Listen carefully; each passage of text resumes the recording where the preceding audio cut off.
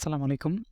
আজকে আমরা importance of Facebook campaign অবজেক্টিভের ৩য় পর্ব নিয়ে আলোচনা করব। অর্থাৎ আজকে আমাদের যে ক্যাম্পেইন অবজেক্টিভটির ৩ টা পর্যায় ছিল। প্রথমত হচ্ছে অ্যাওয়ারনেস, কনসিডারেশন এবং ৩য় পর্যায় ছিল কনভারসেশন। তো এই কনভারশন অ্যাড যে রয়েছে সেই কনভারশন অ্যাডের ৩ টা ক্যাটেগরি রয়েছে, সাব ক্যাটেগরি। একটা হচ্ছে কনভারশন, ক্যাটালগ সেলস আর এটা হচ্ছে স্টোর ট্রাফিক।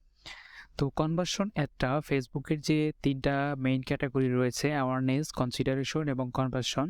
এই ৩ টা ক্যাটেগরির মধ্যে সেল জেনারেটের জন্য সবচেয়ে গুরুত্বপূর্ণ হচ্ছে আপনার এই কনভার্সন অ্যাড।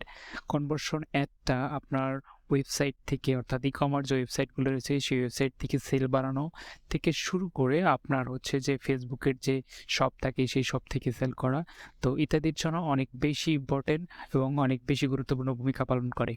তো আমাদেরকেই আজকের যে শেষ পর্যায়ে আমরা ৩ টা কনভার্সন অ্যাড এর যে সাব ক্যাটেগরি রয়েছে সেইগুলো সম্পর্কে বিস্তারিত জেনে নিব এবং আমাদের আজকেই importance of Facebook campaign objective এর যে ৩ টা পর্যায় শেষ হয়ে যাবে। তো চলুন আমরা জেনে নেই যে কনভার্সন অ্যাড এর যে ৩ টা সাব ক্যাটেগরি রয়েছে সেই সাব ক্যাটেগরি সম্পর্কে আসলে কখন আমরা এই অ্যাডসগুলো রান করব এবং কি ধরনের কাজ আমাদেরকে করতে হবে সব নিয়ে আমাদের আজকের আলোচনা থাকবে। তো অনেক বেশি ইম্পর্টেন্ট একটা টপিক এটা। যারা এখনো আমাদের ফেসবুক পেজকে ফলো করেন নাই, খুব দ্রুত গিয়ে ফলো করে দিবেন। আমাদের ফেসবুকে গেলে আপনারা পাবেন আউটসোর্স বুস্টার নামে একটা পেজ রয়েছে। সেই পেজে গেলে আমাদের যে নিত্য নতুন আপডেট রয়েছে সবগুলো আপডেট আপনারা প্রতিনিয়ত দেখতে পাবেন। তো এই ছিল আমাদের ফেসবুক পেজ। তো এখানে আসলে আপনারা আমাদের যে রেগুলার আপডেট ভিডিও এবং আমাদের যে কনটেন্টগুলো রয়েছে সবগুলো আমরা নিয়মিত এখানে আপডেট দিয়ে থাকি। তো আপনারা এখানে আসলে আপনাদের যে আমরা গুরুত্বপূর্ণ টপিকগুলো নিয়ে আলোচনা করি, শেয়ার করি, সবগুলো জানতে পারবেন। আশা করি আপনার ফ্রিল্যান্সিং ক্যারিয়ার এবং স্কিল এবং বিভিন্ন দক্ষতা বাড়ানোর জন্য আমাদের আউটসোর্স বুস্টার আপনাকে অনেক হেল্প করবে। তো চলুন আমরা জেনে নিই কনভার্সন অ্যাডের যে লক্ষ্যগুলা সেই লক্ষ্য সম্পর্কে জেনে নিই। তো কনভার্সন অ্যাডস ক্যাম্পেইনের ৩ টা সাব ক্যাটেগরি রয়েছে। প্রথমত হচ্ছে কনভার্সন, ক্যাটালগ সেলস, আরেকটা ছিল স্টোর ট্রাফিক। তো আমরা কখন আসলে এই যে কনভার্সন অ্যাড অর্থাৎ রূপান্তর যে অ্যাডসটা রয়েছে সেটা লক্ষ্য করব এবং বা সেটা রান করব। তো একটু লক্ষ্য করলে জানতে পারবেন এবং দেখতে পারবেন যে এখানে আমি মেনশন করে দিচ্ছি এবং বলে দিয়েছি যে যদি আপনার লক্ষ্য হয়ে থাকে এমন লোকদের কাছে পৌঁছানো, অর্থাৎ আপনি আপনার একটা ওয়েবসাইট রয়েছে যেখানে আপনার যে সার্ভিস বলেন বা অথবা আপনার হচ্ছে যে পণ্যগুলো রয়েছে সেই প্রোডাক্টগুলো রয়েছে। তো সেই নির্দিষ্ট ওয়েবসাইটে যদি আপনি অডিয়েন্সকে পাঠাতে চান, ঠিক আছে? সেখানে যদি আপনার অডিয়েন্সে নির্দিষ্ট পদক্ষেপ নেবে এবং অর্থাৎ নির্দিষ্ট পদক্ষেপ নেবে বলতে সাপোজ আমি যদি একটা উদাহরণ দেই যে সাপোজ আপনি রকমারিতে গেছেন। তো রকমারি যখন একটা অ্যাডস রান করলো সেটা দেখার পরে আপনি তাদের ওয়েবসাইটে চলে গেলেন। চলে যাওয়ার পর সেখানে যে আপনাদের ওদের যে বইগুলো রয়েছে সেই বইগুলা থেকে আপনি একটা সিদ্ধান্ত নিবেন। অর্থাৎ কোনো একটা পদক্ষেপ গ্রহণ করবেন। পদক্ষেপ হতে পারে আপনি হয়তোবা একটা কোনো কিনে ফেলবেন, কোনো একটা বই অর্ডার দিয়ে ফেলবেন এখানে অনলাইনে। অথবা আপনি এটা মানে সংগ্রহের জন্য অর্থাৎ add to cart করে রাখবেন পরবর্তীতে কেনার জন্য। তো এই যে একটা পদক্ষেপ নিচ্ছেন, এই যে পদক্ষেপটা যে নিচ্ছেন, এই ধরনের পদক্ষেপ নেওয়ার লক্ষ্যে বেসিক্যালি আপনার এই কনভার্সন অ্যাডটা রান করা হয়ে থাকে। অথবা এখানে আপনার আপনি এরকমও করতে পারেন যে আপনার কিছু কন্ট্যাক্ট ফর্ম দেওয়া থাকবে। সেই কন্ট্যাক্ট ফর্মটা সাইন আপ করা এবং কেনাকাটার বিষয়ে আপনার বিভিন্ন পদক্ষেপ নেওয়ার যে সর্বোত্তম সহযোগিতা করা সেটা হচ্ছে আপনার এই কনভার্সেশন অ্যাড এর মাধ্যমে। তো এই যে কনভার্সন অ্যাড রয়েছে এটা আসলে আপনার কেন প্রয়োজন হবে বা কেন আপনাকে এই অ্যাডসটা রান করার জন্য আসলে কি প্রয়োজন হতে পারে আপনাকে এই অ্যাডস রান করার জন্য? তো আপনাকে ১ম এ আপনার যে ওয়েবসাইটটা থাকবে সেই ওয়েবসাইটে পিক্সেল ইনস্টল করে নিতে হবে অবশ্যই। তো পিক্সেল ইনস্টল করার পরে আপনাকে এখানে কনভার্সন এপিআই ইনস্টল করতে হবে। এছাড়াও আমাদের লাগবে ওয়েবসাইটের সাথে ডোমেইন যাচাইকরণ। আপনার যে ওয়েবসাইট থাকবে সেই ডোমেইনের যাচাইকরণ করে নিতে হবে এবং ইভেন্ট ম্যানেজারের মধ্যে আপনার ইভেন্টগুলি কনফিগার করতে হবে। তো এই ৪ টা স্টেপ যদি আমরা পার করতে পারি তাহলে আমরা আমাদের যে কনভার্সন অ্যাডের যে সম্ভাব্য রেজাল্ট এবং যেটা আমরা লক্ষ্য অর্থাৎ আশা করি সেই রেজাল্টটা আমরা পাবো। তো আমাদেরকে কনভারসেশন অ্যাড রান করার জন্য এই কনভার্সন অ্যাডের এই যে ৪ টা পর্যায় রয়েছে, এই ৪ টা যে টপিক রয়েছে, সেই ৪ টা টপিকে অবশ্যই আমাদেরকে ফিল আপ করে নিতে হবে। এছাড়াও আপনার হচ্ছে বিজ্ঞাপন স্তরে কিছু প্রাসঙ্গিকতা সেট করে দিতে হবে। অর্থাৎ আপনার যে টার্গেটেড অডিয়েন্স, সেই অডিয়েন্সগুলো আপনাকে সেট করে দিতে হবে। এখানে একটা উদাহরণ দেওয়া আছে, যদি আপনি প্রাথমিক লক্ষ্য হয় বিক্রি বৃদ্ধি করা, অর্থাৎ আপনি যদি সেল বাড়াতে চান, তাহলে ক্রয়ের জন্য অপটিমাইজ করা কনভার্সন অ্যাডকে উদ্দেশ্য হিসেবে ব্যবহার করা যাবে। অর্থাৎ আপনি যদি সেল বাড়াতে চান তাহলে আপনাকে অ্যাডস ক্যাম্পেইনটা এমনভাবে সাজাইতে হবে যাতে করে সেল বৃদ্ধি হয়। ঠিক আছে? তো ফাইনালি আমরা কখন এই অ্যাডটি ব্যবহার করব?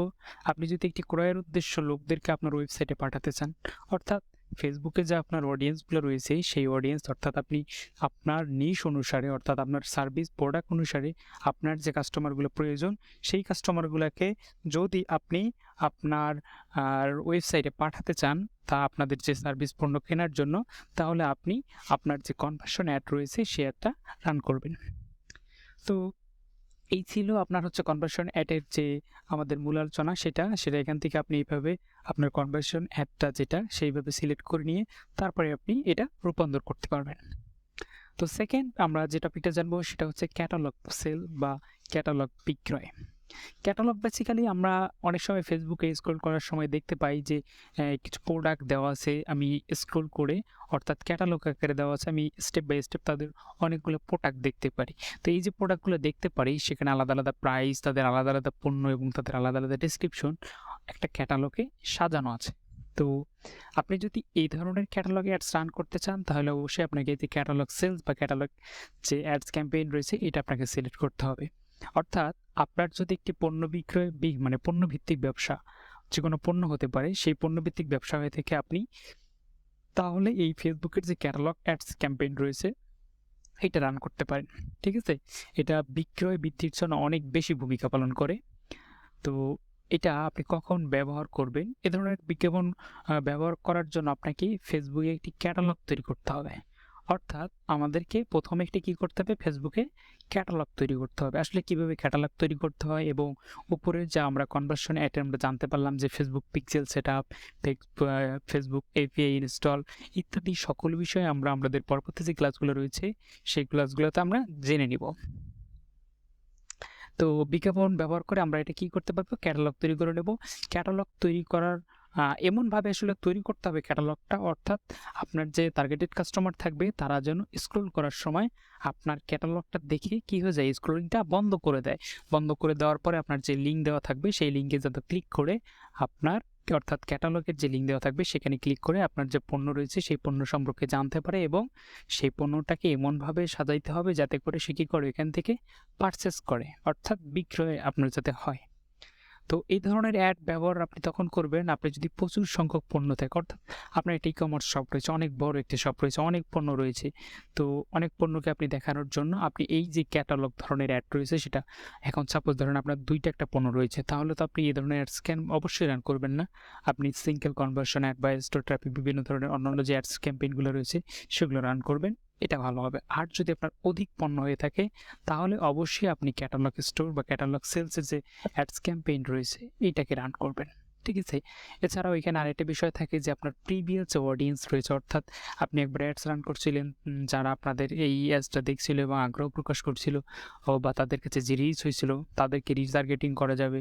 অথবা এছাড়াও আরও যেটা করা যাবে সেটা হচ্ছে আপনি নতুন করে তো অবশ্যই অডিয়েন্স সিলেক্ট করতে পারবেন। তো এটা অনেক বেশি ভূমিকা পালন করে এবং আমাদেরকে সেলস জেনারেটের জন্য ক্যাটালগের মাধ্যমে যে অ্যাডস ক্যাম্পেইনটা হয়ে থাকে বেসিক্যালি এই ক্যাটালগ বিক্রয়ের মাধ্যমে অনেক বেশি সেলস জেনারেট করা যায়। তো ফাইনালি আমরা জানবো যে স্টোর ট্রাফিক, আসলে স্টোর ট্রাফিকের মাধ্যমে আসলে কিভাবে আমরা আমাদের যে স্টোর থাকে বা অনলাইনের যে শপ থাকে সেটা ট্রাফিক জেনারেট করতে পারি। তো স্টোর ট্রাফিকের মাধ্যমে এই শব্দটা আমরা শুনলেই বুঝতে পারতেছি যে আসলে এটা একটা শপ বা স্টোরে ট্রাফিক জেনারেট করা। সাপোজ আপনার একটা দোকান আছে বা একটা অফলাইনে আপনার একটা শপ রয়েছে, তো এই শপটার মধ্যে আপনি চাচ্ছেন যে আপনার একটি দোকানে আপনি অ্যাডস রান করবেন, ঠিক আছে, তবে আপনার দোকানে গিয়ে যাতে পণ্যটা পারচেস করে, এই ধরনের যদি প্রসেস হয়ে থাকে তাহলে ধরুন আপনার মিরপুরে একটা দোকান রয়েছে, আপনি চাচ্ছেন যে আপনার মিরপুরের যে আশেপাশের এলাকা, অর্থাৎ আশেপাশে বলতে মিরপুরের স্থানীয় যারা এবং মানে দোকানের আশেপাশে যে মানুষগুলো রয়েছে তারা যাতে আপনার দোকান থেকে প্রোডাক্ট পারচেস করে। তো এই ধরনের যদি আপনার টেন্ডেন্সি থাকে বা লক্ষ্য থাকে তাহলে আপনার জন্য স্টোর ট্রাফিক যে অ্যাডসটা রয়েছে এটা একদম পারফেক্টলি ম্যাচ করবে। তো এটা করার জন্য আমাদেরকে ফেসবুকে এই স্টোর ট্রাফিক অর্থাৎ স্টোরে সরাসরি স্টোরে ট্রাফিক জেনারেট করার জন্য আপনি সেইভাবে আপনার যে টার্গেটেড অডিয়েন্স রয়েছে তাদেরকে সিলেক্ট করবেন।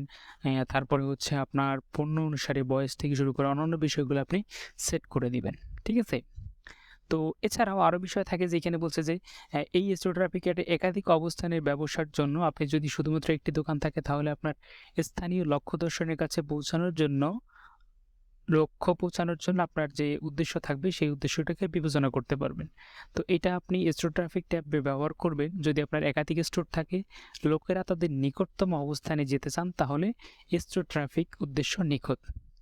লাইক ধরেন আড়ং-এর কথা বলি, যদি আড়ং বাংলাদেশের মোটামুটি প্রায় ৩০টার মতো আউটলেট রয়েছে। তো এই যে এতগুলো আউটলেট রয়েছে, তো এখন আড়ং চাচ্ছে যে আমাদের সেল বৃদ্ধি করার জন্য, অর্থাৎ ওদের যে অফলাইন স্টোর রয়েছে সেই অফলাইন স্টোরে ট্রাফিক পাঠাইতে। তো ট্রাফিক পাঠানোর জন্য আড়ং কী করবে, এখানে আপনার স্টোর ট্রাফিক যে অ্যাডস ক্যাম্পেইনটা রয়েছে এইটা রান করবে। এইটা রানের ফলে আড়ং-এর যে বিভিন্ন জায়গাতে আপনার স্টোরগুলো রয়েছে আশেপাশে যারা থাকবে তারা সেখানে কী করবে, রিস্ক করে সেখান থেকে পণ্য পারচেস করবে। তো এইটা ছিল আপনার হচ্ছে স্টোর ট্রাফিকের অ্যাডস ক্যাম্পেইনের মূল যে লক্ষ্য, বা আপনি এই জন্য আসলে বেসিক্যালি স্টোর ট্রাফিক অ্যাডটাকে সিলেক্ট করতে পারেন। তো এখন আমরা কনভার্সন রেটের ৩টা যে সাব ক্যাটাগরি ছিল, ৩টে ক্যাটাগরি সম্পর্কে আমরা জানতে পারলাম। তো আজকে আমরা আরও কিছু টিপস নিয়ে সম্পর্কে কিছু কথা বলি, যে ওয়েবসাইট কীভাবে ফেসবুক বিজ্ঞাপনের উদ্দেশ্য পরিবর্তন করবেন। এটা জাস্ট একটা পরবর্তী টপিক নিয়ে বলছিলাম, যে এখানে আপনি একটা অ্যাডস ক্যাম্পেইন রান করে ফেলছেন, আপনি কি এটা পরিবর্তন করতে পারবেন কিনা, তারপরে এটা আপনি একবার বন্ধ করে নতুন করে অ্যাডস রান করবেন কিনা, এই যে ইত্যাদি বিষয়গুলো থাকে, বা নানা রকম সমস্যা ফেস করতে হয়, সেই সমস্যাগুলো কীভাবে সলভ করবেন, এই যে ইত্যাদি যে পর্যায়গুলো রয়েছে সেই পর্যায়গুলো নিয়ে আমরা আমাদের যে পরবর্তী ভিডিওগুলো রয়েছে সেগুলোতে আলোচনা করব। তো নেক্সট ক্লাসে আমরা যে আমাদের ফেসবুক অ্যাডস ম্যানেজার রয়েছে, তো সেই অ্যাডস ম্যানেজারের যে আপনার ধরনটা, যে স্টেপগুলো পর্যায়টা আমাদের পার করতে হয়, ঠিক আছে?